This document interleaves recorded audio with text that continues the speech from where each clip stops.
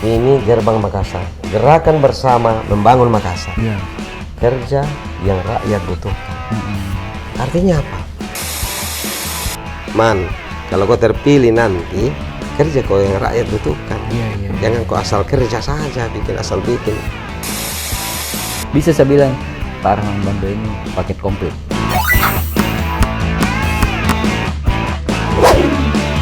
Assalamualaikum warahmatullahi wabarakatuh, dan kembali lagi bersama saya di Ruang Tamu, dan kali ini saya kedatangan tamu yang cukup spesial, seorang birokrat senior, Bapak Abdul Rahman Bando. Selamat datang, Pak.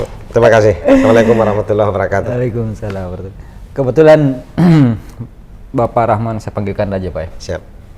Kanda ini saat ini lagi persiapan maju bertarung di Pilwalkot Makassar, Pak. Betul, Pak? Insya Allah. Nah, tapi sebelum kita ulas lebih jauh soal soal pencalonan tadi, tapi kita mau tahu sebenarnya apa sebenarnya yang mendorong Pak Rahman kembali maju. Kemarin kan sudah pernah di periode sebelum, cuman belum rezeki waktu itu. Nah, kali ini maju lagi nih. Nah, biasanya kan ada orang ketika sudah maju dan pernah gagal, itu ada sisi traumatis di situ. Nah, ini apa yang menjadi kiatnya atau apa yang mendorong kembali, saya bisa maju lagi? Ya, terima kasih. Bismillahirrahmanirrahim. Assalamualaikum warahmatullahi wabarakatuh. Jadi kalau tadi dikatakan apa yang mendorong kemudian mau kembali ikut berkontestasi di Pilwali Makassar, ada beberapa yang menjadi landasan alasan kuat kami untuk mencoba lagi kembali menawarkan diri kepada masyarakat Kota Makassar, tentu melalui partai. Mudah-mudahan partai berkenan memberinya kesempatan. Yang pertama, bahwa kami memiliki pengalaman mengelola pemerintahan di beberapa dinas yang pernah diamanahkan kepada saya. Kurang lebih 6 dinas saya tempati pernah bertugas. Pernah di pemberdayaan masyarakat, pernah di BKKBN, pernah di Kelautan Perikanan, Pertanian, Peternakan. Itu 4 tupoksi digabung jadi satu, lalu saya diamanahkan memimpin itu. Kemudian pernah dirubah dinasnya menjadi Dinas Perikanan Pertanian, lalu saya juga diamanahkan memimpin. Kemudian pernah diamanahkan menjadi Kepala Dinas Pendidikan Kota Makassar. Terakhir itu, Kak, ya? Bukan itu, masih ada lagi, dimutasi lagi kembali ke Dinas Perikanan Pertanian dan Peternakan, merangkap menjadi PLT Kepala Dinas Pendidikan. Oh, jadi kembali lagi ke dinas yang yang lama. Lalu disitulah saya memutuskan untuk pensiun dini, untuk mau mengembangkan diri di luar jalur birokrasi pada waktu itu. Tahun berapa itu, Kak? Tahun 2020 saya pensiun dini. Dengan masa pengabdian 22 tahun lebih. Ya, 22 tahun lebih. Nah, ini dalam masa pengabdian itu saya banyak menemukan, mendengar, merasakan harapan-harapan masyarakat Kota Makassar yang pengen diwujudkan oleh pemimpin pemerintah yang ada, termasuk pada saat kami. Sebahagian sudah dijalankan, tapi masih banyak harapan-harapan rakyat yang belum terpenuhi, belum terwujud. Ya, memang mungkin karena belum sempat terpikirkan dari kita dan pemerintah yang ada sampai dengan hari ini. Sehingga saya katakan, bertolak dari pengalaman berinteraksi dengan masyarakat akar rumput di Makassar ini, mulai dari pulau, pesisir, kemudian kota. Saya pernah mengurus semua itu dari mulai yang belum lahir sampai dengan yang bagaimana mencerdaskan penduduk Makassar. Semua sudah saya kelola. Mengurus pangan, saya pernah kepala BKKBN, pernah menjadi kepala ketahanan pangan, pernah menjadi kepala Dinas Kelautan Perikanan Pertanian. Bahasanya malang malintang ini di birokrasi. Dari urusan orang belum lahir, kemudian setelah lahir apa yang mau dimakan, dan setelah itu bagaimana mencerdaskan generasi dan penduduknya. Kemudian sampailah saya pada titik di mana saya pengen lebih luas kewenangannya dari sekedar hanya menjadi membantu Pak Wali Kota. Kalau kepala dinas itu kan tidak memiliki visi misi, Pak. Dia adalah menjalankan visi misi wali kota dan wakil wali kota. Betul. Maka harapan saya bagaimana kita merangkum visi misi, tentu dengan mendengarkan aspirasi yang telah saya lewati, yang telah terjadi sekarang dan harapan-harapan ke depan. Itu makanya kami merangkumnya dalam satu tagline namanya Gerbang Makassar. Wah, belum bisa tanya dijawab. Jadi bisa saya simpulkan mungkin kan, jadi kalau ini Majuta ini berangkat dari keresahan tak dari sejak dulu. Ya, karena ada banyaknya aspirasi yang tidak bisa mau kita bantu tapi terbatas oleh wewenang. Persis. Jadi bukan berarti tidak dijangkau alam pikirannya oleh wali kota yang sudah ada.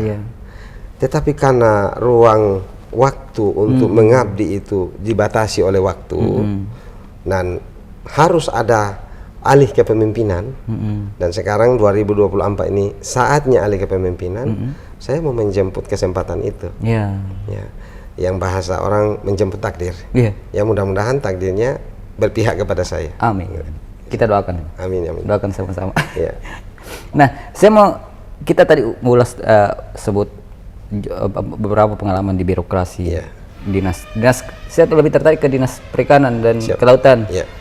Nah, kebetulan tadi saya baca profil kan, ternyata ada banyak bantuan yang kita berikan ke daerah kepulauan, masyarakat pulau. Nah, itu saya penasaran, dan ada bahasa yang mengatakan kalau itu tidak menggunakan APBD. Saya dulu mengabdi di kota, hampir jarang ke pulau. Jadi saya tidak pernah terpikir bagaimana susah-susahnya orang pulau sebelumnya. Lalu saya pas dimutasi ke Dinas Kelautan Perikanan Pertanian Peternakan, saya mau tidak mau harus berinteraksi dengan masyarakat pesisir dan pulau. Yang saya lakukan adalah mengelilingi 11 pulau yang dimiliki Makassar. Saya lalu merasakan ternyata banyak ketimpangan. Saya menemukan ada pulau kita yang belum pernah orang melihat listrik di situ. Salah satu contoh misalnya di Langkai. Sejak dulu tidak pernah ada listrik? Sejak dulu, pada waktu sampai dengan saya mengabdi di Dinas Kelautan pada tahun 2013. Itu sekitar 11 tahun yang lalu.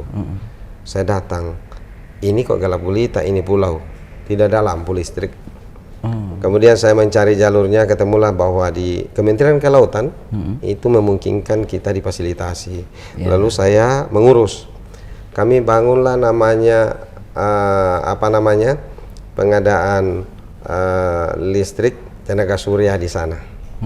Jadi panel solar cell yang kemudian menampung cahaya matahari di siang hari, lalu malamnya dipakai untuk penerangan masyarakat lokal di sana. Saya betul-betul merasakan bagaimana terharunya warga ketika kami bangun itu. Lalu saya tinggal bermalam. Saya sering bermalam. Saya tidak mau kalau itu saya tidak lihat bagaimana lampu itu pertama menyala. Kami kerja bersama dengan rekanannya, dan ketika sudah ready untuk di-on-kan, dinyalakan, saya tinggal bermalam di pulau itu. Dimulai dari ketika menjelang maghrib, masih gelap, lalu mulai azan maghrib, saya bilang coba kita bismillah, kita nyalakan serentak. Disitulah pertama orang pulau melihat lampu listrik di Langkai. Dan itu sama sekali tidak menggunakan APBD? Bukan APBD, kita tidak pakai APBD di situ. Kita urus sumber-sumber lain. Kan begini, APBD itu penuh keterbatasan. Jadi kita sebagai kepala dinas harus mampu melakukan upaya-upaya koordinasi secara hierarki pemerintahan. Mana program-program yang bisa kita bawa ke kota kita, ke Makassar ini, tanpa harus terus membebani APBD kita. Karena APBD kita ini terlalu banyak yang harus dibiayai di skala lokal kita. Nah, maka bagaimanalah para kepala dinas ini, termasuk saya pada waktu itu, mencari jalur-jalur untuk bisa mendatangkan anggaran-anggaran yang nanti bisa kita pakai membangun Makassar tanpa mengurangi porsi-porsi APBD yang ada. Nah, itu yang harusnya, itu sebenarnya yang dibutuh. Siap. Kami lalu kemudian masuk pada program namanya International Farm for Agriculture Development. Itu 5 tahun saya kelola di Makassar, khusus di pesisir. dan pulau. Ada 15 kelurahan yang pernah saya tempati melakukan proyek itu, semua di pesisir, mulai dari paling utara Kelurahan Untia, masuk Kelurahan Bira, Kelurahan Parangloe, Kelurahan Buloa, Kelurahan Cambaya, kemudian Kelurahan Talok, kemudian masuk ke Mariso di Kampung Buyang itu. Kemudian ada di sebelahnya lagi di Tamalate, ada di Macini Sombala, ada Kelurahan Balang Baru, kemudian ada Kelurahan Tanjung Merdeka. Lalu saya ke pulau, masuk ke pulau mulai dari Barancadi, Baranglompo, Kodingareng, kita programkan kemudian di Lailai. Keliling gitu. Nah, alhamdulillah. Dari sana saya mendalami kehidupan rakyat pulau. Itu pada saat kita bicara dengan penentu-penentu kebijakan tentang bagaimana mengalokasikan anggaran ke pulau, termasuk kepada perusahaan-perusahaan BUMN, biasanya pertimbangan utamanya itu adalah kapan bisa break even point atau kembali modal ketika berinvestasi di situ, termasuk misalnya fasilitas sarana komunikasi. Kalau saya datang dengan pandangan yang lain, saya katakan orang di daratan harus membayar jasa-jasanya orang pulau, karena orang pulau lah yang kemudian mempertaruhkan nyawanya, pergi melaut, menangkap ikan, kemudian dia kirimkan kita ke daratan. Maka makanlah kita enak-enak di restoran seafood di kota, tapi kita lupa bahwa ada orang yang kemudian nyawanya dipertaruhkan untuk mengirimkan kita itu, betul. Sehingga kita hidup sehat, hidup bergizi, anak-anak kita pintar. Kalau kita ini mengandalkan protein hewani di darat, sapi, kerbau, kambing, ayam, tidak cukup, Pak. Terbatas. Ikanlah yang memenuhi kebutuhan suplai protein dari keterbatasan suplai protein hewani. Datang nelayan yang berjasa besar mengirimkan kita ikan ke darat, maka terpenuhilah kebutuhan protein kita di darat ini. Jadilah anak-anak kita sehat, kita pun sehat. Setiap ada pesta-pesta, kita berpesta dengan hasil tangkapan nelayan kita yang kita lupa jasa-jasa itu. Maka saya bilang, jangan pernah kita berpikir untung rugi kalau kita berinvestasi di pulau, khususnya ketika kita menggunakan uang negara. Itulah balas jasa negara kepada mereka yang tidak pernah berpikir siang, malam, hujan, badai. Melaut, Pak. Nah, selama ini kan banyak pemerintah atau pejabat yang berpikir begitu, Kak. Banyak. Ini faktanya kan begitu. Banyak pejabat yang berpikir kayak seperti pebisnis. Inilah yang kemudian terus menempatkan mereka termarginalkan. Saya datang dulu tahun 2013, 2014 saya awal-awal di Dinas Kelautan. Saya menemukan itu air galon isi ulang di pulau. Waktu itu masih Rp3.000 di kota. Ketika ada yang galon itu, yang galon, Pak. Ketika diisi ulang kan bayar 3.000. Di pulau waktu itu sudah 6.000, Pak. Saya tanya, mengapa mahal begini? Ternyata karena faktor angkutannya dari daratan Makassar menuju ke pulau itu mahal, Pak. Biaya transportasinya, biaya pengirimannya, biaya mobilisasi logistik itu mahal di pulau. Sampai saya biasa mengistilahkan, jangan coba-coba hidup di pulau dan pesisir kalau tidak jadi orang kaya, karena begitu mahalnya harga-harga. Kita bisa dapat beras premium di kota pada waktu itu 8.000. Di sana sudah 10.000, 11.000, ada selisih 3.000 perak. Maka pada tahun 2015-an, 14-15 saya programkan satu program desalinasi atau penjernihan air laut menjadi air tawar di Kelurahan Kodingareng, di Pulau Kodingareng. Nah, bagaimana caranya? Kita urus lagi supaya tidak bebannya ke APBD. Saya urus ke kementerian, ketemu sama Pak Dirjen, pernah ada Pak Dirjen, kebetulan orang Sidrap, Pak Sudirman Saat. Saya datang menghadap sama beliau, mohon bantu kota kami, pulau kami, rakyat di sana susah air bersihnya. Dia katakan, mari kau bikin proposal, ajukan ke kami, kita proses, dapatlah saya bantuan. Nilainya kurang lebih 1,5 miliar. Dalam bayangan orang ini mahal banget investasinya. Saya hitungkan, pada waktu kita dirikan itu, mulai beroperasi, saya bentuk kelompok, kelompok untuk mengelola. saya bilang ini tetap dijual ke masyarakat, tapi buat pertanggungjawabannya, bikin pembukuannya, bikin administrasinya. Untuk apa? Kenapa harus tetap dijual? Supaya ada biaya operasional, kemudian ada biaya maintenance-nya, Betul. dan ada biaya untuk tenaga kerja yang mengelolanya. Iya. Nah, dilakukan. Berapa harga jualnya? Saya bilang tetap jual 3.000 perak sama dengan di daratan Makassar. Iya. Apa manfaat besarnya? Tadinya 6.000 rupiah tiba di sana. Saya katakan 3.000. Ada uang 3.000 rupiah, uang rakyat yang tidak jadi keluar karena kehadiran fasilitas itu. Iya. Ada. Satu hari dia bisa produksi 150 galon. Kalau dikali 3.000 rupiah efisiensinya, itu sama dengan 450 ribu rupiah per hari. Kalau dikali dengan 365 hari, itu cuma 1 tahun lebih bisa break even, itu investasi di situ. Wih, luar biasa. Tetapi ini tidak kembali ke negara, Tetap dia dimiliki dimiliki oleh rakyat. masyarakat. Bukankah kalau 3.000 rupiah, Iya. kalau dalam 1 hari dia habiskan 1 galon, dikali 30 hari, itu ada uang 90.000 dia bisa efisiensikan. Betul. 90.000 ini dikali 12 bulan, ini 1 juta lebih, Pak. Iya. Kan anak-anaknya bisa beli sepatu, kasihan. Itu baru satu rumah ya. Itu baru 1 rumah. Ini bisa beli sandal, kasihan. Bisa beli buku, Iya. bisa beli pakaian Jadi sekolah. uang itu bisa dipakai ke keperluan lain. Persis. Nah, saya mau berharap di sektor-sektor lain kita juga lakukan hal yang sama. Misalnya sarana telekomunikasi. Jangan kita berpikir memang berapa sih pelanggannya di sana. Iya. Kan rakyat pulau kadang-kadang harus naik, orang ibaratkan naik ke pohon kelapa dulu Cari baru ada kelapa cari jaringan signal. dulu. Begitu turun signalnya hilang, nggak bisa nyambung. Nah, bagaimana bisa berkompetisi produk ketika mereka misalnya kita latih mau buat olahan ikan menjadi nugget ikan, bakso ikan, abon ikan, pemasarannya bagaimana? Tidak ada komunikasi keluar. Nah, ini kendala-kendala yang terjadi di pesisir dan pulau. Ini yang membuat kita termotivasi. Bagaimana bisa naik kelas dari sekedar level kepala dinas menjadi pengambil kebijakan yang lebih luas.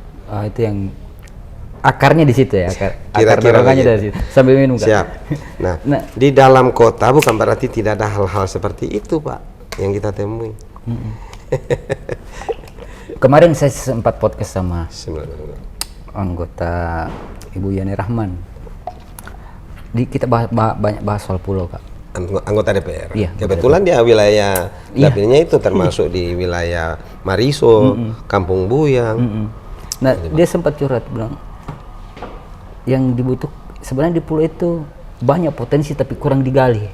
Persis. Ya. Nah, semoga nanti ketika Pak Rahman diamanahkan untuk tidak ada lagi istilah pulau jadi anak tiri. Siap. Jadi gini, kadang-kadang kita ini mau membuat perencanaan program di pemerintah, ambil enaknya.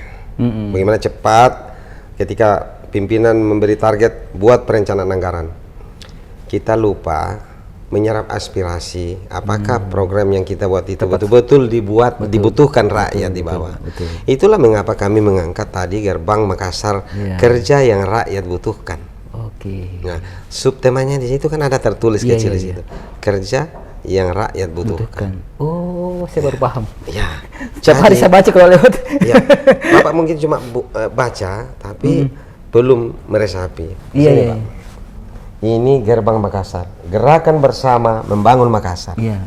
Kerja yang rakyat butuhkan. Artinya apa? Setiap uang negara yang kita transfer atau terjemahkan ke dalam rencana kerja anggaran, itu adalah betul-betul memang dibutuhkan rakyatnya Makassar yang 1,7 juta lebih ini, hampir 1,8 juta. Jadi maksudnya itu tagline yang makanya bahkan hampir setiap hari saya lihat gerbang Makassar. Kadang saya sambil jalan mikir apa maksudnya kerja yang rakyat butuhkan. Nah, kalau kenapa gerakan bersama membangun Makassar? Kita mau Makassar ini betul-betul menjadi gerbang untuk semua. Kalau selama ini yang kita pahami gerbang Makassar itu kan gerbang penghubung antara kawasan timur dan barat Indonesia, gitu kan? Itu terlalu sempit. Kita mau dia ini Makassar sebagai gerbang ilmu, gerbang pendidikan. Oke. Coba lihat, saudara-saudara kita dari Papua, dari Maluku, dari Ambon, dari Flores, Ternate, kemudian dari Nusa Tenggara Barat, dari Sulawesi Tenggara, Sulawesi Tengah, Sulawesi Barat, datang di sini menuntut ilmu, betul. melanjutkan pendidikan. Kenapa? Karena perguruan tinggi kita di sini hebat-hebat kan. Nah, ini gerbang ilmu, Pak. Iya. Tetapi pada sisi lain, Makassar tidak memiliki sumber daya alam yang cukup. Iya. Satu-satunya sumber daya alam yang kita miliki itu adalah perairan. Tapi sayangnya, perairan kita, Selat Makassar, pesisir Makassar itu, Pak, isinya tinggal air yang rasanya asin. Ikan sudah tidak ada di situ, Pak. Maka nelayan-nelayan kita pergi melaut jauh sekali. Ke Kabaena, ke perbatasan Laut Australia, ke Laut Arafura. Jauh sekali, Pak. Pantas ikan-ikan jadi mahal, Pak ya? Ya, kenapa? Ini salah satu konsekuensi dari Makassar sebagai pusat lalu lintas armada angkutan laut. Sehingga terumbu karang kita banyak yang rusak. Padang lamun kita banyak yang rusak. Ekosistem laut jadi terganggu. Ekosistem laut terganggu. Maka ikan tidak nyaman tinggal di situ untuk berkembang biak. Pergilah dia menjauh dari pesisir. Akhirnya nelayan kita makin jauh juga mencari itu ikan yang pergi, bermigrasi, pindah tempat. Nah, efeknya apa? Kembali lagi biaya operasional lagi operasional meningkat. makin mahal. Nah, maka saya bilang Makassar harus jadi gerbang logistik, gerbang pangan. Biarkan bagaimana Makassar memfasilitasi para pengusaha-pengusaha hasil-hasil pertanian nyaman masuk berdagang di Makassar. Apa yang telah kita siapkan untuk mereka? Ini masih saya pernah pedagang hasil bumi, jadi saya paham betul. Kenyamanan para pelaku usaha perdagangan hasil bumi itu adalah jangan pernah dia mengalami macet. Kapan dia macet, Pak? Terhambat dia punya perdagangan. Betul, Kak, karena dia juga meningkat akan lagi kos operasionalnya meningkat, di situ. Pak, dan terhambat dari sisi waktu. Kan kejar waktu pengusaha itu. Maka sekarang harus kita pikirkan bagaimana kita mengembangkan Makassar dengan menambah pusat-pusat ekonomi baru di pinggir. Pusat logistik kita atau pasar induk kita itu semua bertumpu di tengah kota. Pasar Terong, Pasar Panampu, Pasar Kalimbo, Pasar Maricaya, Pasar Pabaeng-Baeng. Maka mobil-mobil truk yang datang dari Bantaeng bawakan kita sayur mayur, dari Malakaji bawa sayur mayur, dari Malino bawa sayur mayur, dari Enrekang bawa sayur mayur, semua masuk di tengah kota. Kapan dia tidak selesai membongkar muatannya itu lewat dari jam 6 subuh, sebentar dia akan ketemu macet ketika para pekerja sudah masuk ke kota, para pegawai masuk ke kantor-kantornya, dia akan terhambat. Akhirnya dia menunggu lewat dulu jam 9 baru bisa keluar. Nah ini, maka kita harus siap ini menjadi gerbang pangan, gerbang perdagangan, gerbang ekonomi, gerbang budaya, gerbang seni dan budaya, ya. Kita tidak bisa menutup gerbang diri. Wisata juga, Pak, yang ya tentu gerbang wisata. Ini Makassar harus jadi gerbang utama untuk itu semua. Ini mungkin orang melihat sepintas tagline kami itu sambil lalu saja. Di dalamnya ini terlalu besar makna-maknanya. Ya, termasuk saya, Kak, gerbang Makassar. Ya dibayangkan kalau kata gerbang itu muncul di kepala ya pintu gerbang. Ini kota harus jadi gerbang untuk semua. Gerbang kesehatan. Betul. Coba lihat di Makassar ini ada rumah sakit regional besar sekali, rujukan dari berbagai provinsi, bukan cuma kabupaten. Sekarang dibangun lagi rumah sakit khusus OJK di CPI. Otak, jantung, kanker. Nah sekarang kita harus siap. Ketika orang-orang dari Papua dirujuk, ketika orang-orang dari Maluku dirujuk, dari luar daerah, pasiennya no problem. Di situ sudah pasti ada tempat tidur disiapkan, ada perawatnya, ada dokter yang akan urusi. Tapi bagaimana keluarganya yang datang mengantar? Apa persiapan kita menjemput itu? Betul itu yang tidak pernah yang jarang dipikir, Pak. Maka pemerintah harus bersinergi dengan pelaku usaha, Mari siapkan penginapan yang harganya terjangkau. Ketika datang pasien yang boleh jadi ribuan nanti. 1.000 pasien itu bisa 7.000 keluarganya datang. Itu persoalan yang setiap hari orang rasakan, tapi tidak pernah terpikir solusinya.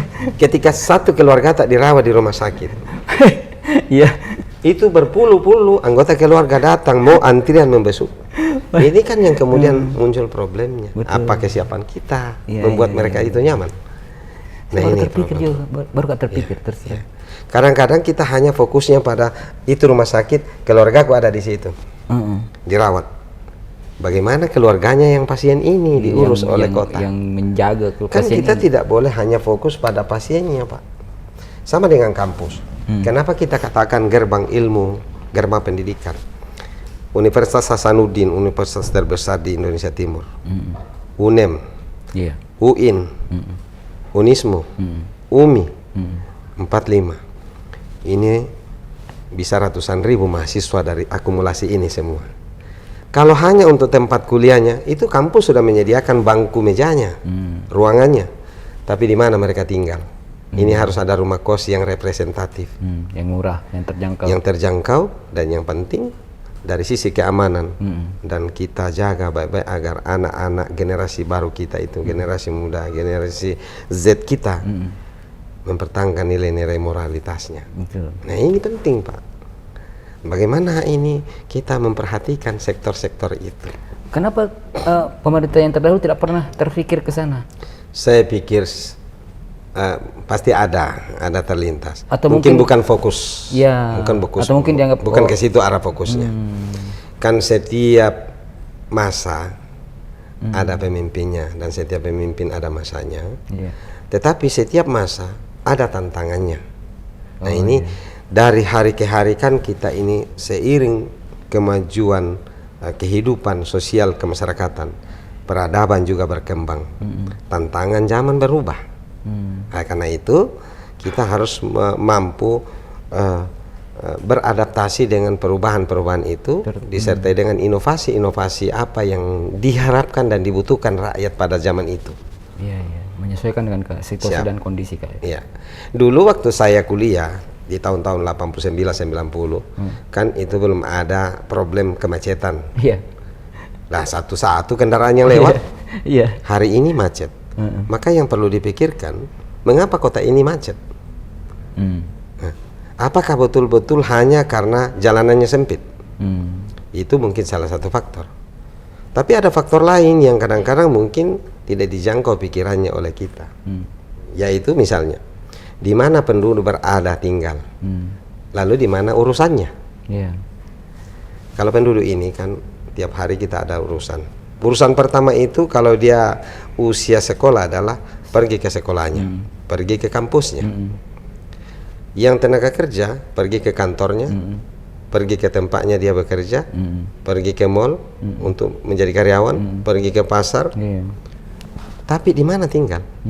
Nah, dalam analisis data yang saya lakukan, ternyata struktur sebaran penduduk Makassar itu, Pak, sejak tahun 2000 itu terus menyebar ke wilayah timur.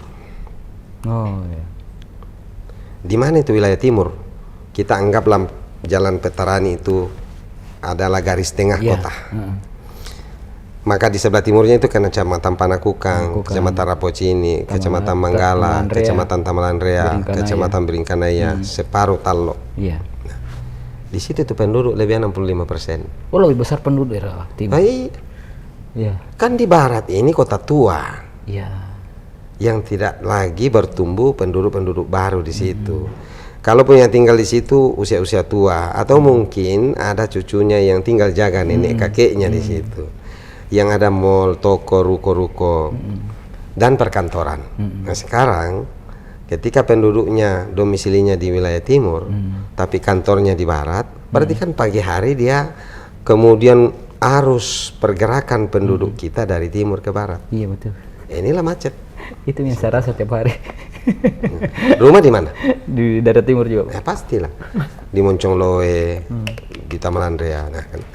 Sekarang pusat aktivitas manusia itu ada di pasar, ada di kantor, ada di mall atau pasar modern, dan pusat-pusat kegiatan lain. Coba kita lihat pasar Terong, pasar Pak Baembaeng, pasar Tinumbu, pasar Kalimbu, Maricaya, lalu pasar Sentral, kemudian yang pusat grosir itu di Jalan Sulawesi, pasar apa namanya? Butung. Nah, kemudian Mall Mari, Mall Trans, semua di bagian barat. Iya, pusat-pusat ekonomi semua di daerah. Sekarang apa yang mau dilakukan? Kita mau jangan sampai ditutup itu semua, karena itu adalah geliat ekonomi. Nah, kita tambah pusat-pusat kegiatan ekonomi baru di wilayah timur, wilayah selatan, supaya sedikit terurai. Siapa yang mau di situ berusaha? Pengusaha yang ada di pasar sentral buka cabang di sana. Pengusaha yang ada di pasar Terong buka cabang di sana. Sekarang kan kalau pagi-pagi subuh-subuh itu mobil-mobil truk bongkar muatannya di pasar Terong dan pasar-pasar lain itu, kemudian Pak Gandeng-gandeng datang jemput di situ. Begitu jam 6 lewat, baru keluar dia membawa ke perumahan-perumahan. Ketemulah pegawai yang mau masuk juga ke kota. Dan karyawan-karyawan ini. Macet lah, ini kota. Itu cuma salah satu satu poin ya. Nah, jadi ketika kita kembangkan ini kota kita, pusat-pusat kegiatan ekonomi baru di pinggiran, khususnya kalau untuk yang logistik, makanya ada KIMA, kawasan industri Makassar itu misalnya untuk hasil-hasil perkebunan itu kan gudang-gudang ada di situ, Pak. Itu sudah cukup bagus. Tidak lagi masuk. Tapi ini logistiknya kadang-kadang belum kita pikirkan untuk sektor pangan. Sektor pangan ini masuk semua. Nah, dia andai kata ada di pinggiran, misalnya di Barombong, kita bikin satu lagi pusat ekonomi baru di situ, pasar. Lalu disitulah dibongkar mobil muatan dari sayur mayur, beras, telur, ayam, daging yang dari selatan. Lalu Pak Gandeng yang masuk ke kota. Kan ini dia Pak Gandeng kan motor, tidak terlalu besar mengambil ruas jalan. Nah, kemudian begitu di timur kita bangun di Biringkanaya, ada pasar induk kita lagi di situ, sehingga mobil-mobil dari utara kota, dari Enrekang, dari Toraja, dari Sidra bawa beras, bawa telur, bawa ayam, di situ dibongkar, baru masuk ke kota, dibawa oleh Pak Gandeng-gandeng. Ini cantik sekali nanti. Jadi terbagi konsentrasinya nih, terbagi. Tapi kan begini Kak, ini kan pembangunan ke timur, kan sempat ada perencanaan begitu. Yang beberapa tahun lalu pembangunan kawasan ekonomi baru di wilayah timur, cuman kan tidak berjalan. Nah itu makanya harus terus dilanjutkan gagasan-gagasan baik itu. Kalau untuk properti kita tidak perlu gurui para pengembang. Mereka jauh lebih cepat, 2-3 kali langkah ke depan dia udah jauh lebih memikirkan bahwa ke mana arah pengembangan pemukiman yang kira-kira memasarkannya enak. Kemudian kemungkinan keterjangkauan harga-harga lahan itu tidak perlu kita sekolahi, ibaratnya tidak perlu kita ajari ayam untuk terbang. Mereka sudah tahu. Tapi kita sebagai regulator pemerintah harus berpikir bagaimana supaya ketika penduduk membeli perumahan di lokasi-lokasi pengembangan baru itu jangan nanti kemudian dihadapkan pada masalah baru. Misalnya ketika dibuat perumahan ribuan, mana tambahan SMA di situ, mana tambahan SMP yang ada di situ. Harus mengekor fasilitas kebutuhan masyarakat kita yang tidak menjadi tugas daripada swasta, kita hadir. Sekarang kan tidak mungkin kita bebani ke pengembang, kamu yang bangunkan kami sekolah. Betul. Kita yang harus berpikir. Apalagi ada sekarang sistem zonasi kan Pak. Nah itu dia. Itu yang jadi repot juga, masalah juga. Dulu waktu saya kadis pendidikan, itu saya analisis data pada tahun 2019 itu. Saya kan bertugas di Dinas Pendidikan itu 14 Desember 2018. Efektif saya bekerja Januari 2019. Supaya saya tahu apa ruang lingkup tupoksi saya di Dinas Pendidikan, saya pengumpulan data potensi dulu, berapa jumlah sekolah yang ada di Makassar, berapa jumlah siswanya, berapa jumlah guru, berapa jumlah pegawai, sekolah itu ada di mana, sebarannya bagaimana. Saya temukan ternyata 363 sekolah negeri yang SD negeri, SMP negerinya hanya 45. Wih, jauh timpangnya. Dari sisi kelembagaan lu sungguh-sungguh sangat timpang. Tetapi lebih mencengangkan lagi ketika saya tanyakan berapa SMA negeri di Makassar. Waktu itu 2019 hanya 22 SMA negeri, tambah 10 SMK negeri. Setengahnya lagi. Jadi bagaimana tidak ribut terus setiap penerimaan peserta didik baru? Pantas ini orang rebutan terus. Kadang-kadang masyarakat hanya langsung fokus menyalahkan dinasnya, kepala dinasnya, pejabat di dinasnya. Ada yang lewat jendela lah macam-macam tuduhan gitu, atau mungkin memang juga faktanya ada begitu. Kita lupa akar masalahnya. Kita bertengkar ini pada sesuatu yang belum kita temukan solusinya, yaitu tambahan sekolah baru, Pak. Nah, itu, ternyata di situ akar permasalahannya. Siapapun wali kotanya, siapapun kepala dinasnya, akan tetap bertengkar orang kalau kita tidak tambah sekolah baru. Padahal itu sudah lama terjadi. Sudah lama, Pak, ya kan? Nah, maka pada waktu saya jadi kadis, setiap saya keluar dari rumah, saya singgah dulu di 5, 6, 7, kadang-kadang sampai 10 SD. Kalau ada SMP saya lewati, saya mampir juga lihat. Lalu tujuannya apa? Untuk tahu kondisi real sekolah kita itu. Ternyata di Makassar tipikal penyebaran sekolah kita itu ada yang satu kompleks bisa 4 SD di dalam. Bahkan ada yang sampai 5 SD dalam satu kompleks. Nah, ternyata setelah saya datang, saya minta absennya mulai dari kelas 1 sampai kelas 6, dari sekolah 1 sampai 4. Saya menemukan beberapa sekolah yang hanya layaknya dikelola oleh 2 sekolah. Maka saya bilang, inilah jalannya untuk kita tambah SMP. Saya merger itu SD. Merger di merger SD? Ya. Ada kan yang kelas 1-nya hanya 16 orang, di sekolah sebelah 17. Kalau 16 tambah 17 itu kan baru 33. Supaya lebih efisien. Supaya lebih efisien. Nah, ini memungkinkan satu kelas. Sehingga kosonglah ruang kelasnya yang satu itu. Contoh misalnya yang paling dekat di sini, di SD Gunung Sari di sebelah ini, perumahan Pemda. Di situ ada 2 SD dulu. Saya datang, loh, siswanya cuma 100-an, nah 2 sekolah. Saya bilang, kita gabung saja nih, jadikan satu sekolah. Yang satu sekolah ini kita jadikan SMP. Jadilah SMP 48 di Hertas. Oh, di situ awalnya. Bahkan di Kecamatan Makassar itu yang menjadi namanya kota kita ini, sejak berdirinya ini kota belum pernah ada SMP negeri di situ. Saya datang keliling di SD yang ada di Kecamatan Makassar. Salah satu SD saya temukan di Lariang Bangi itu ada 4 SD. Siswanya dibawa dari 600. Saya bilang cukup 2 SD ini. Kita merger 2-nya. Jadilah SMP 46 di situ. Tanpa anggaran ini. Jadi tidak perlu pakai anggaran. Jadi pemetaan konflik ini yang tidak berjalan sejak dulu. Ya mungkin tidak fokus ke situ. Teman-teman kita yang menjadi pendahulu saya belum fokus ke situ. Nah, kebetulan saya fokus untuk itu bagaimana solusi problem ketika datang kebijakan Kemendikbud mengatakan penerimaan siswa harus di zona. Lah bagaimana di zona kalau tidak ada SMP-nya di situ, Pak? Kan itu yang selalu ribut. Dulu kan ribut. Coba bayangkan, Pak. Waktu saya kadis, saya keliling di flyover kita menuju ke barat ketemu Jalan Sudirman. Di Sudirman kita ke selatan ketemu Rumah Sakit Labuang Baja atau Jalan Kakatua. Ya. Kalau di Kakatua kita ke timur itu ketemu Petarani kembali, baru Petarani ke utara ketemu lah flyover. Dalam luas radius itu satu pun tidak ada SMP negeri. Waktu saya jadi kadis.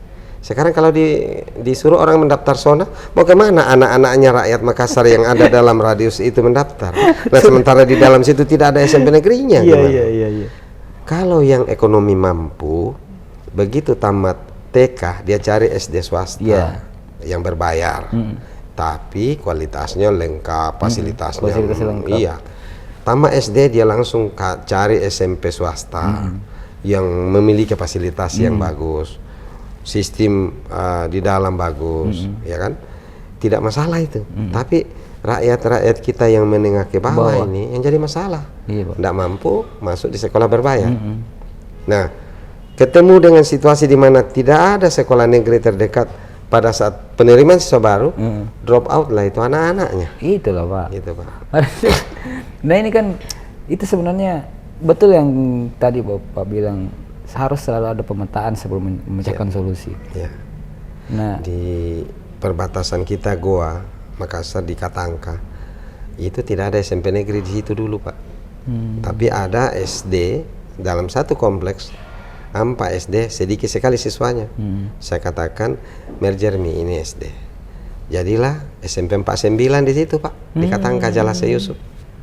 jadi berapa SMP ini kita bangun saja? Alhamdulillah 3,5 bulan saya jadi kadis. Artinya 3,5 bulan kami kerja. Efektif ya. Dengan prinsip gerak bersama. Inilah yang saya bawa sekarang, gerak bersama membangun Makassar. Waktu itu kami gerak bersama membangun sektor pendidikan. Siapa yang saya temani bersama-sama membangun? Sekretaris dinas, kepala bidang, kepala seksi, staf yang ada di situ, para kepala sekolah, para pengawas. Saya libatkan semua. Para ada namanya MKKS, Musyawarah Kerja Kepala Sekolah, SMP. Ada K3S untuk organisasinya kepala-kepala sekolah SD. Saya bilang mari kita duduk bersama. Kita pikirkan ini bagaimana menambah SMP di Makassar. Ketemulah jalannya. Andai kata saya sendiri Pak mau bergerak, anda jadi. Tidak mungkin jadi. Tapi karena gerak bersama, maka itulah saya bawa ini. Gerakan bersama membangun Makassar. Banyak bisa kita lakukan Pak kalau kita jadi, bersama. Prinsip gerak bersama ini sudah sejak kita jadi kepala dinas. Persis. Hanya momentumnya baru kali ini kita publish. Karena ada momentum yang datang untuk pesta demokrasi lebih luas. Ya mudah-mudahan ini bisa menginspirasi kita semua bahwa sesungguhnya kota kita ini bisa jauh lebih hebat kalau kita sama-sama bergerak. Betul. Siapa yang mau digerakkan? Teman-teman media harus ada di dalamnya. Jurnalistik harus ada di dalamnya. LSM, NGO ya, akademisi, praktisi, para pekerja harian harus ditahu apa kebutuhanmu supaya kayak kita ini kota ini bisa maju. Kira-kira begitu. Keren ternyata ini maknanya nih gerbang Makassar. Gerbang Makassar itu luas. Saya baru paham betul betul. Maka itu hari ini sore ini saya harus bilang terima kasih ke Heral karena dia undang Kak di sini untuk saya sampaikan ini. Kita jadi terima kasih karena acaranya kita jadi tercerahkan. Ya, jangan sampai orang sesat dikira cuma gerbang-gerbang terlalu sempit kalau ada yang plesetkan jadi portal Makassar. Saya bilang makanya dari kemarin saya sempat ngopi sama teman-teman wartawan juga, teman-teman wartawan di luar. Saya majalah Pak Rahmandi. Saya tapi aneh-aneh itu tagline-nya gerbang Makassar. Apa artinya itu? Ya. Ini terjawab. Itu bagus. Artinya orang penasaran, mau tahu apa isinya. Sore ini kita sudah mulai kupas sebahagian dari isi. Ini baru sebagian kecil nih. Itu baru banyak media rasa. Saya lanjut sedikit tentang sekolah tadi. Itu SMP 49, SMP 50 ada di Jalan Muhammadiyah. Itu ada SD Melayu dulu. Di situ ada 3 SD. Saya merger 1 jadilah SMP. SMP 51 saya kasih Kelurahan Kecamatan Manggala. Dia tepatnya di Parinring, Kelurahan Tamangapa. Karena penduduk begitu banyak di situ. Yang ada di sana SMP 20 di dekatnya Bukit Baruga, SMP 19 ya di apalagi namanya di dekatnya Perumahan Dosen Unhas itu. Kemudian SMP 17. Ini tidak cukup kalau hanya sekedar itu mau menampung penduduk di wilayah Kecamatan Manggala. Saya tambahlah 1 SMP 51 di Parinring. SMP 52 di depannya kantor DPRD Sulawesi Selatan. Ada lorong masuk di Karwisi itu. 3 SD di dalam. Kami merger, jadilah SMP 52 di situ. Itu menyelamatkan anak-anaknya warga masyarakat di Kelurahan Karwisi, Pak. Andai kata tidak ada itu sekolah, banyak yang drop out di situ. Karena ketika diberlakukan zonasi, sebelum ada SMP 47, sekolah terdekat itu SMP 23 di Telok, SMP 8 juga di dekat SMA 5 itu, atau dia ke SMA 15, maaf di SMA 2 di Jalan Amanagapa, nggak mungkin lolos zonasinya. Iya. Gitu. Jadi, Nah ini kita lakukan supaya rakyat Makassar merasa kehadiran pemerintah itu betul, ada. betul. SMP 53 di Samiun, Pak. Ada sekolah di situ, Pak. Bagus gedungnya, ada 2 lantai, ada 1 lagi yang 1 lantai. Siswanya waktu itu 60 orang lebih. Saya katakan, ini sayang sekali ini aset luas begini nih. Segini Karena di sana kan kota tua tadi saya bilang. Ya, sudah kurang berpenduduk muda. Nah, maka saya bilang kita merger ini. Langsung jadi SMP yang di sampingnya kantor camat Ujung Pandang itu. Jadilah SMP 53 di situ. Lalu di Kelurahan Tanjung Merdeka di situ ada SD 3, besar-besar lahannya, luas lahannya. Kita merger satu jadilah SMP 53. Lalu yang paling saya terharu itu, Pak, ketika saya pergi bertugas di Barombong, di daerah perbatasan Takalar. Ternyata tidak ada SMP negeri kita di situ, Pak. Tapi penduduk banyak. Sama sekali tidak ada. Nah, bisa dibayangkan kalau berlaku zonasi, nah lebih 10 kilo itu dari Barombong menuju sekitar jalan-jalan Baji di situ mau cari SMP. Kasihan orang. Baru jalur macet lagi. Nah, kami dirikan di situ satu SMP negeri namanya SMP 55 di Timbuseng. Alhamdulillah sekarang sudah menamat dari 10 SMP negeri ini sudah 3 kali menamatkan, Pak. Sekarang ini dengan jumlah alumni kurang lebih 6.000 orang dari itu dilakukan dalam waktu yang efektif cuma 3,5 bulan. 3,5 bulan, Pak. Itu jadi. Dan dampaknya dirasakan sampai sekarang. Ya mudah-mudahan itu kalaupun seusia saya ini sekarang sudah 50 tahun lebih, insya Allah dia akan berdiri itu sekolah sepanjang kota ini ada. Panjang jariata itu. Amin, amin ya Allah. Modal jariata itu. Jadi saya berharap ke depan ini mari kita bergerak bersama, merumuskan dan menemukan kebutuhan-kebutuhan rakyat yang lain. Masih banyak kebutuhan rakyat kita yang lain yang mungkin belum bisa dirumuskan oleh kita teman-teman yang lagi masih berdinas sekarang. Mari kita sama-sama memberi informasi, menggali informasi dari rakyat dan melibatkan rakyat untuk sedapat mungkin mau mengungkapkan apa kebutuhan-kebutuhannya. Dan kalau kami ditakdirkan memimpin kota ini, itu kita rumuskan dalam bentuk perencanaan kota. Lalu kita terjemahkan ke dalam perencanaan anggaran, kemudian melahirkan kegiatan. Jadilah mereka menikmati apa yang memang dia butuhkan. Betul. Pola ini sebenarnya yang harus dipakai dari dulu oleh pemerintah, oleh pejabat-pejabat siapapun itu. Makanya kasih kesempatan ke ARB, mudah-mudahan kita bisa wujudkan. Amin. Nah, bicara soal kesempatan, sudah ada beberapa partai yang didatangi ini, Pak? Alhamdulillah sampai dengan hari ini kami mendaftar di 6 partai. Dari 6 partai itu sudah ada 4 yang kami selesai mengurus administrasi sampai pengembalian formulir. Tadi baru-baru ini kami dari PKB. PKB yang terbaru. Ya, mengembalikan formulir. Jadi mulai dari Partai Demokrat sudah kami kembalikan formulir. Kemudian Partai PDI Perjuangan kami sudah isi lengkap dan kami kembalikan formulirnya dengan syarat-syaratnya. Hanura selesai kami kembalikan formulir dan syarat-syaratnya. Nah, kemudian PKB baru saja ini tadi jam 3 kami diterima. Kami pertama mengembalikan formulir di situ dan seluruh syarat-syaratnya telah kita penuhi. Di Demokrat juga Pak Rahman yang pertama ya mengembalikan formulir. Siap, saya pertama. Kita serius mau ikut. Serius memang. Insya Allah.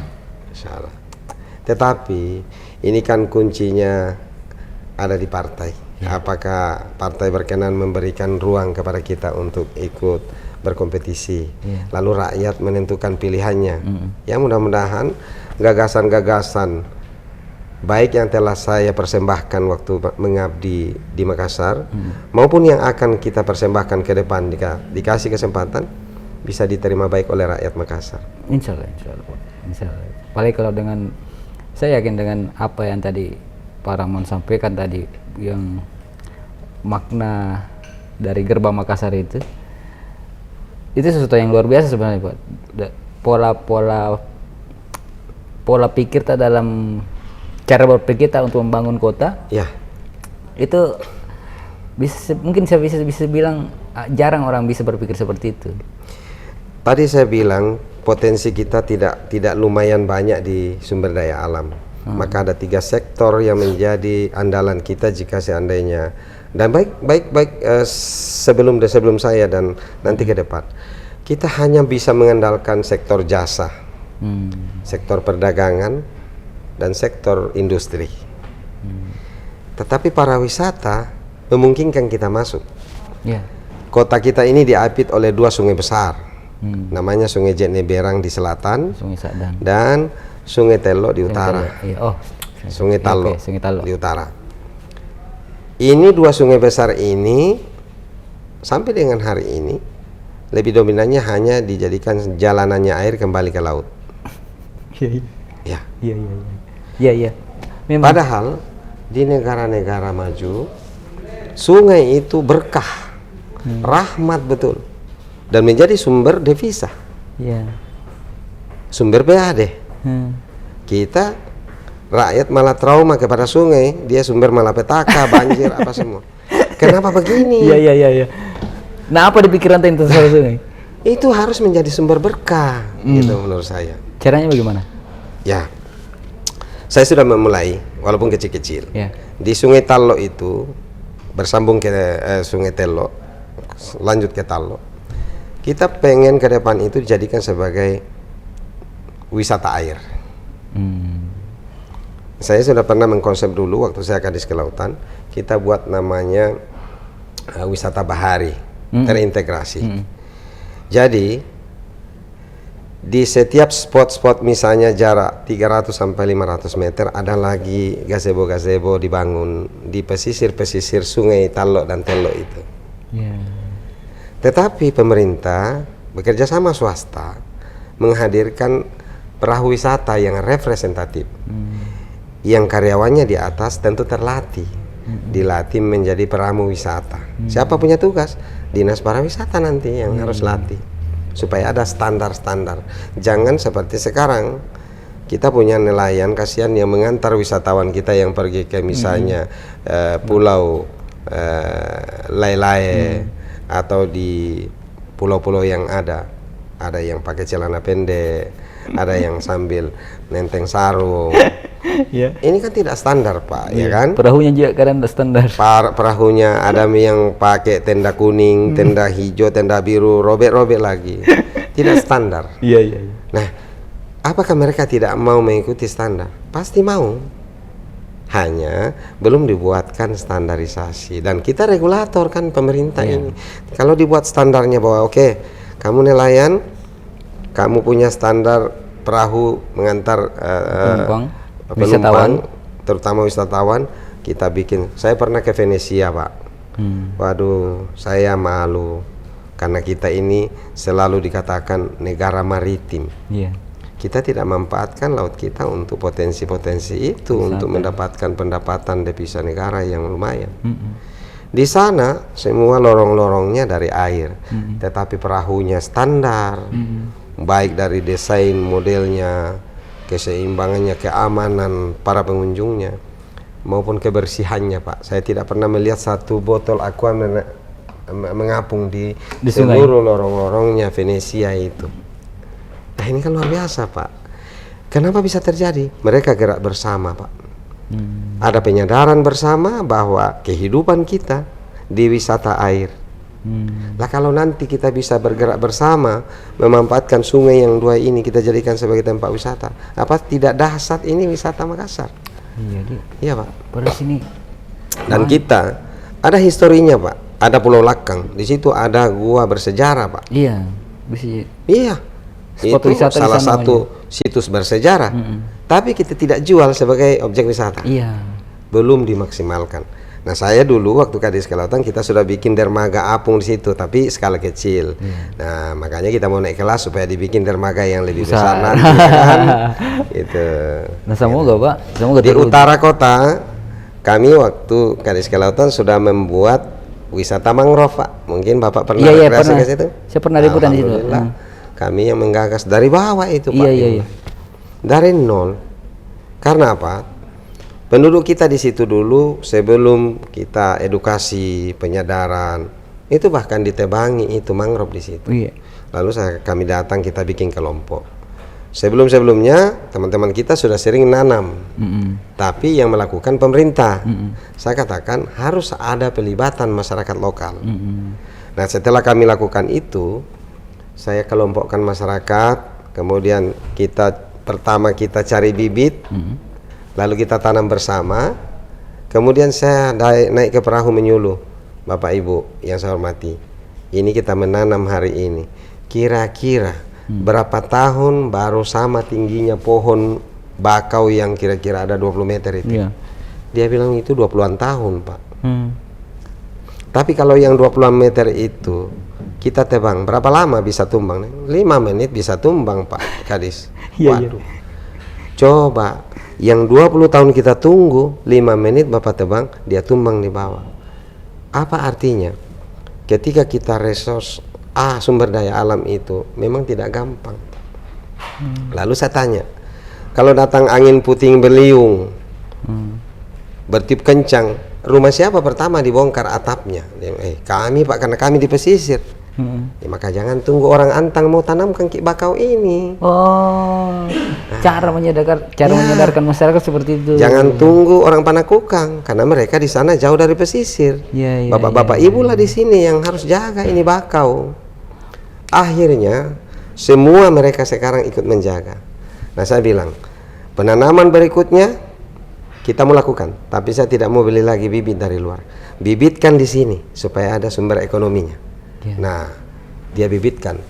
3 bulan kemudian dia hubungi saya, Pak Kadis, ini sudah ada kami punya bibit. Berapa banyak? Sekian ribu, puluhan, kan banyak sekali buahnya tuh bakau. Saya bilang bibitkan itu, semaikan itu, lalu bibitkan. Nanti kita tanam. Kalau tidak ada anggaran, itu jariah, kita tanam sama-sama. Jadilah sekarang cantik itu wisata mangrove di sana. Lalu saya uruskan anggaran ke lembaga donor internasional, kita buat trackingnya, ada tracking mangrove, ada tempat spot foto, dan alhamdulillah karena sudah menarik, Bank Indonesia lalu datang bantu dia membuat spot foto CSR-nya. Nah, konsep kami, kita mau membangun di situ 3 spot foto besar, 1 miniatur capit kepiting. Nah, itu yang sudah ada, dibangun oleh Bank Indonesia. Ada 2 belum terbangun karena saya terlanjur keburu pensiun. Saya mau ada miniatur udang. Jadi spot foto yang merupakan replikasi dari udang. Lalu ada 1 replikasi dari ikan bolu maunya kita di situ. Jadi ada 3 yang mestinya berderet sampai ke antara Lantebung dengan Untia. Itu cita-cita saya, tapi ini belum kesampaian. Belum selesai. Semoga nanti bisa dilanjutkan. Amin, amin. Kalau dikasih kesempatan, insya Allah kita tuntaskan. Betul. Banyak, Pak, ternyata program-program yang dulu kita gagas sudah berjalan, cuman berhenti karena pensiun. Mungkin karena saya belum masuk di politik sehingga itu tidak dipasarkan, tidak dipublish, ya kan? Apalagi setelah saya selesai perhelatan Pilkada 2020 kemarin, itu lalu kemudian saya puasa publikasi, memang sama sekali tidak ada publikasi tentang. Iya, Pak. Kenapa? Kemana gitu selama pasca Pilkada kemarin? Kalau orang ibadah itu dia bilang khusyuk beribadah, saya khusyuk melakukan kegiatan-kegiatan ekonomi. Jadi memang tidak muncul di publik. Nah, tapi momentum 2024 ini dengan dorongan banyak pihak, termasuk jaringan-jaringan kami waktu saya ikut Pilkada. Kebetulan waktu saya ikut Pilkada berpasangan Pak Api, itu saya bikin jaringan tersendiri di calon wakil wali kota waktu itu. Dan ini alhamdulillah masih terbangun, masih terjaga sampai terjalin hubungan komunikasi secara psikologis sampai hari ini. Nah, maka kalau kita lihat bagaimana alat peraga yang saya sebar itu, tiba-tiba hari ini saya adalah hari kerja politik yang hari kerja politik 17 hari. Hari ke-17? Hari ke-17, karena saya mulai tanggal 5. Sekarang tanggal 22. Persis 17 hari ini. Tidak ada yang percaya kalau 17 hari dikerja sudah tersebar di seluruh kelurahan di Makassar itu. Karena ada jaringan. Sepanjang jalan tuh kalau dari bawah. Saya alhamdulillah kita begitu sampaikan bahwa kita sudah cetak alat peraga berupa baliho, spanduk dan banner. Semua datang dan bergerak bersama. Jadi bergerak bersama. Banyak yang datang ke kita minta. Alhamdulillah. Dan itu sukarela. Masya Allah. Berarti yang banyak yang minta untuk maju, Pak. Nah itu yang membuat saya berbesar hati untuk mencoba ikut berkompetisi, memperebutkan partai untuk jadi kendaraan kita di dalam pesta demokrasi Pilkada Makassar. Nah, kira-kira sekarang ini komunikasi di antara semua partai bagaimana komunikasi dengan partai ini, Pak? Saya kira posisi saya hampir sama dengan bakal calon yang lain. Sekarang ini kan kita baru pada tatanan bagaimana meyakinkan partai. Iya. Bagaimana cara meyakinkan itu? Ukuran pertama nanti itu adalah elektabilitas, tingkat keterpilihan. Dan elektabilitas itu bisa kita coba naikkan dengan memasarkan diri kita melalui aplikasi alat peraga.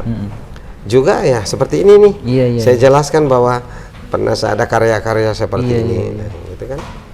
Nah, luar biasa, Pak. dan titik poin kita itu, Pak, bagaimana kita membuat perencanaan-perencanaan berbasis kebutuhan rakyat. Betul. Dan memang harus seperti itu, Pak. Ya. Saya kasih contoh. Dulu waktu saya kadis perikanan, saya turun ke nelayan. Deng, apa yang masalahnya kita? Pak Kadis, saya punya perahu, cuma mesinnya rusak. Bagaimana perahunya? Masih bagus. Oh, saya catat. Nelayan lain, Pak Kadis, saya ada perahu, mesinnya bagus, perahunya bocor. Kan beda tuh, Pak. Iya. Kalau saya membuat program perahu lengkap mesinnya, ini nanti ada yang tidak dibutuhkan itu nelayan, tapi saya bikin. Iya. Maka kita identifikasi berapa nelayan yang perahunya rusak, berapa yang mesinnya rusak. Ada lagi kasus, saya datang, Deng, apa masalahnya? Pak Kadis, perahu saya bagus, mesinnya ada. Enggak ada, saya punya jaring untuk nangkap. Nah, catat jaring. Akhirnya kita balik ke kantor, akumulasinya mulai dari pesisir Untia sampai ke pulau Barombong, itu kan ada semua nelayannya. Iya. Berapa nelayan yang butuh mesin? Berapa nelayan yang perahunya bocor? Berapa nelayan yang tidak ada alat tangkapnya? Iya. Itu kita programkan. Iya. Dan insya Allah begitu kita turunkan mesinnya, langsung dia tempel di perahunya dan pasti langsung pergi melaut. Gitu. Jadi sejak dari dulu begitu polata tadi. Saya lihat metode kerja saya selalu berbasis data. Selalu melakukan pemetaan dulu. Pemetaan masalah dulu. Saya kan pernah penyuluh keluarga berencana. Ya. Kami pernah rapat koordinasi nasional. Waktu itu hotel apalagi namanya itu Singgasana. Sekarang namanya Singgasana. Dulu itu masih bagus sekali. Iya. Kebetulan rakornasnya ditempatkan di situ. Iya. Muncul semua informasi dari lapangan. Karena pernah diadakan motor dinas se-Indonesia. Seragam dari Sabang sampai Merauke. Kendaraan dinas berupa motor untuk penyuluh keluarga bencana. Datang orang dari wilayah timur, kepulauan, bicara dia. Kami mohon maaf, kami dikasih motor dinas, tapi kami kerja di pulau. Jangankan motor, jalanan untuk tempat motor tidak ada di situ. Jadi akhirnya ketemu masalah kan? Iya. Jakarta programkan semua motor dari Sabang sampai Merauke. Ternyata ada wilayahnya Indonesia yang jalan raya tidak ada di situ. Yang tidak cocok pakai motor. Akhirnya motor itu dititip di kota, dipakai keluarganya, dipakai pergi gandeng-gandeng macam-macam. Nah ini menginspirasi saya bahwa membuat program itu berbasis kebutuhan rakyat. Iya. Nah itulah tagline kami, kerja yang rakyat butuhkan. Jadi sudah lama ini. Sudah lama itu menjadi patron model saya dalam melakukan kegiatan-kegiatan. Luar biasa. Saya pikir itu Pak tiba-tiba pas mau maju, nah muncul itu. Oh tidak. Kebanyakan kan begitu. Ini adalah rangkuman dari pengalaman saya sekian tahun itu, puluhan tahun, 20-an tahun lebih. Lalu kami mencoba merangkumnya dalam satu kalimat pendek. Kalau kita lihat kami menyusun itu ada lebih 30 kalimat usulan. pendek yang diusulkan oleh teman-teman dari jaringan itu. Ada yang dikatakan merakyat. Ya itu saya bilang itu terlalu egois itu saya bilang. Mungkin kamu katakan saya merakyat, mungkin ada yang bilang belum. Saya bilang saya mau kita cari tagline yang sekaligus ada filosofi semacam nasihat di dalam ke saya kalau saya dapat kesempatan. Itu kan kata kerja yang rakyat butuhkan. Sebetulnya di situ ada nasihat ke saya, Pak. Man, kalau kau terpilih nanti kerja kau yang rakyat butuhkan. Jangan kau asal kerja saja, asal bikin. Itu ada warning di situ. Ada peringatan. Juga sekaligus ada yang menjadi pengingat bagi saya. Loh, ini baliho-baliho saya kan bilang kerja kok yang rakyat butuhkan. Jangan sampai ada nanti program yang kemudian tidak butuhkan rakyat, malah itu yang ku kerja. Ini kan menjadi peringatan dini bagi saya. Walaupun belum jadi kontestan sekarang, tapi saya harus ada peringatan dini ke saya bahwa kalau kau jadi nanti dan rakyat pilih, nah jangan sembarang bikin kegiatan. Bukan sembarang tagline ya. Tagline yang bukan berperan juga sebagai alarm, peringatan, nasihat dan himbauan. Kenapa himbauan? Di situ ada kata gerakan bersama membangun Makassar. Nah, kita juga ada di situ. Kalau mau jadi wali kota Ramambandu ada bantu Kak, bergerak Ki. Kasih tahu teman-teman tak jurnalistik. Amin, insya Allah kita bantu. Alhamdulillah, gitu kan? Ada meeting sukses ke satu saya. Pokoknya komunikasi saya terus Kak. Nah, kita kota besar. Di kota-kota modern, salah satu yang menjadi fokus pemimpinnya, pemerintahnya itu adalah bagaimana menjaga keamanan pangan rakyatnya, yang disebut dengan food security. Itu pun saya sudah lakukan. Waktu saya jadi kadis, saya menggagas namanya rumah potong hewan modern terintegrasi, dan itu alhamdulillah sudah jadi. Dan tidak berbasis APBD juga, ada APBD tapi kecil, dipadukan antara APBD provinsi dan APBN. Bekerja sama Kementerian Pertanian, tapi saya persentase di Bappenas dulu. Program yang kita bawa ke sana. Nah, jadi kami bekerja sama dengan Dinas Peternakan Provinsi, kami buat konsepnya, lalu kita buat desainnya, lalu kita bawa ke provinsi kemudian kita sama-sama ke Bappenas persentasekan. Saya bilang harus kita hadirkan di Makassar namanya RPH modern terintegrasi. Modernnya adalah standar nasional yang merupakan rumah potong yang memenuhi syarat-syarat higienitas, syarat-syarat kehalalan, dan syarat-syarat keamanan pekerja di situ. Tetapi saya bilang harus terintegrasi. Apa integrasinya? Saya bilang seluruh hewan yang mau disembelih di RPH-nya Makassar harus diperiksa kesehatannya dulu. Maka kami bangunlah namanya Puskeswan di depannya. Pusat Kesehatan Hewan. Kalau kita itu puskesmas kan yang kita tahu. Ini Puskeswan Pak pertama di Makassar. Gitu. Kita di masa itu yang kita bikin. Bukan di masa. Itu mulai dari dasarnya Pak, kita rancang dari memikirkan. Saya kan tanya begini ke dokter hewan yang ada di dinas, ada 7 orang waktu itu dokter hewan. Coba jelaskan Kak mekanisme kerja tugas tak? Dia bilang terbagi 2 Pak. Ada yang memeriksa kesehatan hewan, ada yang memeriksa veteriner, bagaimana memeriksa produk-produk hewan dan turunannya seperti daging dan olahannya. Itu ada khusus. Nah, terus mekanisme kerjanya seperti apa? Kami ambil sampel Pak. Kalau yang daging kita ambil sampel di mall, di pasar terong apa. Baru dikirim ke Maros, di Balai Besar Veteriner Maros. Anjing yang diperiksa, diambil sampel darahnya, kucing diambil sampel darahnya juga dikirim ke sana. Menunggu 5-7 hari. Saya bilang kalau daging itu pagi dipotong, sore habis. Nah kalau hasilnya nanti 7 hari kemudian baru datang, orang sudah selesai semua dia makan itu barang. Bagaimana kita mau tahu perlakuannya? Tidak bisa begini. Ini kota metropolitan. Laboratoriumnya harus kita hadirkan di Makassar. Maka saya bangunlah laboratorium veteriner di Sudiang. Kemudian ada pusat kesehatan hewan di Tamangapa. Lalu belum puas saya, Saya bilang bagaimana kalau kita periksa kesehatan daging di mall, di pasar Pak Baembai, di pasar Terong. Kan nggak boleh nunggu. Iya. Masa mau dibawa dulu ke Sudiang diperiksa? Iya. Nah, ini orang terus menjual. Iya, iya. Hari, detik ini, menit ini kita ambil sampelnya harus diperiksa. Maka kami bikinlah namanya Animal Care dan Meat Care-nya Makassar. Itu ada 2 unit, satu Animal Care memeriksa kesehatan hewan, satu Meat Care memeriksa kesehatan daging dan produk turunannya. Begitu jam itu diambil sampelnya, menit itu diperiksa, dikasih naik di mobil, diperiksa karena ada peralatan laboratorium di atas, ada mikroskopnya, ada preparatnya. Oh, lengkap tuh. Lengkap di atas, dan ada tenaga laboran mengikuti mobil itu. Oh, jadi laboratorium berjalan. Laboratorium bergerak, mobile, laboratorium mobile. Diperiksa detik itu, menit itu, hasilnya keluar. Ini berita acaranya, ditanda tangan pemilik daging, ditanda tangan laboran dan petugas yang ada. Selesai.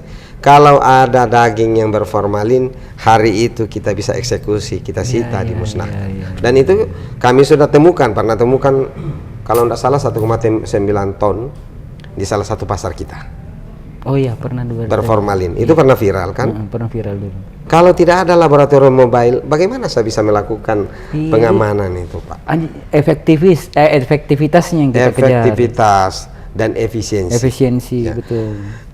Kami pernah menemukan satu kapal ikan dari Pulau Kalimantan mau dijual di Makassar. Itu sudah sandar di Barombong. Kami periksa dengan peralatan laboratorium mobile itu, kami deteksi bahwa itu ternyata berformalin. Kami lapor ke petugas, ke polisi, bekerja sama Polair. Itu disita, Pak, dan dimusnahkan. 15 ton tidak jadi disebar di Makassar. Coba bayangkan kalau 15 ton itu disebar ke pasar-pasar pengecer di Makassar yang di dalamnya ada formalin. Lalu kita makan, pesta pora kita di restoran ternyata ada mengandung bahan pengawet yang berbahaya bagi kesehatan. 6 tahun kemudian deteksi kanker kita. Betul. Ini kan. Tapi apakah itu masih berjalan sampai sekarang, Pak? Masih berjalan. Masih berjalan. Tetapi belum cukup. Cita-cita saya kalau saya dikasih kesempatan, saya mau laboratorium mobile itu dimiliki di seluruh kecamatan. Ya. Yang kedua, saya mau dan kita mau supaya di seluruh pasar-pasar kita ada laboratorium mini. Yang ketiga, di setiap perbatasan kita antar daerah itu ada tempat pemeriksaan, ada lab mini di situ. Untuk misalnya ada kadang-kadang kan ada orang bawa sapi tapi sudah disembeli.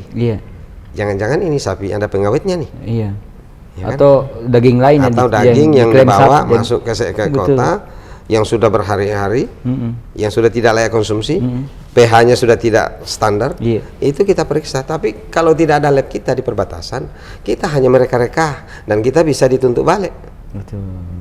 Pemiliknya. Kalau kita mengklaim bahwa ini sudah tidak layak, apa dasarmu?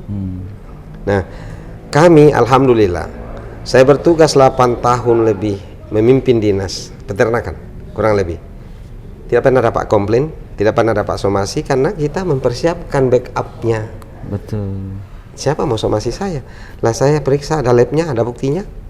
Ada tenaga laborannya, ada dokter hewannya. Betul-betul kita perhatikan kualitas, Pak. Itulah yang kemudian kita mau persembahkan kepada rakyat Makassar kalau dikasih kesempatan. Nah itu makanya saya berterima kasih kepada media yang mau menyambungkan informasi-informasi ini kepada rakyat. Kita mau supaya ini sampai informasi kepada masyarakat. Supaya rakyat tidak membeli kucing dalam karung. Bisa saya bilang Pak Rahman Bando ini paket komplit. Kenapa saya bilang paket komplit? Pernah jadi kepala dinas pendidikan, kadis perikanan, peternakan dan apalagi kelautan, kadis BKKBN pernah, yang urusan-urusan lahiran pernah. Pendidikan. Ada semua, Mi. Jadi dari urusan orang belum lahir sampai mati pernah bisa urus. Jadi kalau di BKKBN itu ada bina keluarga remaja. Itu untuk anak-anak remaja bagaimana mempersiapkan diri sampai dengan pranikah. Kita sudah urus, Pak. Lalu nanti ketika dia sudah menikah, namanya lagi pasangan usia subur. Kami urus, Pak. Lalu dia melahirkan anak generasi baru, kita buatlah namanya bina keluarga balita. Bawah 5 tahun. Kita urus lagi bagaimana merawat anak yang bayi sampai bawah 5 tahun. Kemudian nanti setelah dia tumbuh kembang jadi remaja, ada bina keluarga remaja, dan ketika dia usia tua, kami masih mengurusi namanya bina keluarga lansia. Ya, Pak. Jadi ini komplit, Pak, ini urusannya. Setelah itu saya dimutasi ke ketahanan pangan, lalu saya urusilah isi perutnya rakyat Makassar. Bagaimana di Mariso tidak ada beras, kita distribusikan dari Manggala, kita distribusikan dari jalan tol di pusat kawasan industri, bawa beras ke sini yang pengusaha beras. Rakyat kami di Mariso tidak ada berasnya karena tidak ada sawah. Nah, kemudian yang dari Tamalate masih ada sawah, bawalah ke kecamatan Ujung Pandang, bawa ke kecamatan Makassar karena di situ tidak ada sawah. Di Manggala ada RPH, kirimkan orang di sentra supaya dia jual kepada semua rakyat Makassar. Kirimkan orang ke Pak Baeng supaya dijual di situ. Bawa ke restoran, tapi harus sehat, Pak, produknya. Kira-kira begitu. Nah, terakhir ketika ini anak-anak Makassar sudah tumbuh kembang, masuk pada usia sekolah, saya sudah urusi dinas pendidikan, Pak. Berkesinambungan terus ini pengalaman. Makanya saya berterima kasih ke Pak Wali yang telah memberi saya kesempatan mengabdi di banyak dinas, mulai dari Pak Wali Kota Pak Ilham. Dia kasih saya jabatan kepala dinas. Ada 2 dinas dia kasih saya oleh beliau. Di masa Pak Iyas. Pak Iyas. Malah 3 ya, BKKBN, baru masuk ke dinas ketahanan pangan, baru ke kelautan. Datang Pak Wali, Pak Dani, dia masih kasih kepercayaan kepada saya memimpin dinas, dan bahkan beliau yang membawa saya ke pendidikan. Itu hikmah bagi saya, hikmah besar bagi saya. Dan itu membuat Pak Rahman Mandok kaya akan pengalaman, dan mungkin bisa dibilang sepanjang karir sebagai birokrat, menjabat sebagai kepala dinas, hampir semua kita urus apa persoalan warga kota. Nah, salah satu yang belum pernah saya urusi adalah mengenai sektor perumahan, tata ruang, lingkungan. Nah, ini belum pendapatan, tapi insya Allah kita memiliki konsep-konsep. Kalau di sektor perumahan rakyat, kita prihatin lihat saudara-saudara kita yang tinggal di pesisir. Masih banyak yang belum punya rumah. Ya, Pak. Di samping ada yang belum punya rumah, di situ juga banyak kumuh, ya. Harus kita hadir, terutama yang gensi Pak, gensi sama kalangan milenial yang kebutuhan akan rumah pribadi itu tinggi. Nah, salah satu untuk generasi Z kita ini kan ketika usia-usia kreativitasnya ini lagi tumbuh-tumbuhnya. Saya bilang kita harus menjadi gerbang seni dan budaya. Karena mereka banyak berkecimpung berkreasi, ya kan. Tetapi sayangnya kekayaan seni dan budaya kita yang luar biasa banyaknya itu, kemudian orang Bugis Makassar bilang mati coli karena kita tidak menghadirkan tempat-tempat pagelaran yang cukup. Nah, itu Pak, banyak mau bahas soal itu sebenarnya, tapi kayaknya nanti di sesi kedua. Oke. Saya berarti ada jatah khusus lagi. Ada jatah khusus, tapi khusus untuk milenial sama gensi. Ada banyak di Kapulaku ini apa program yang layak untuk mereka. Karena kita ada perbedaan mendasar kita dengan saudara-saudara kita di Bali. Kita bukan miskin seni dan budaya. Kaya sekali kita. Betul.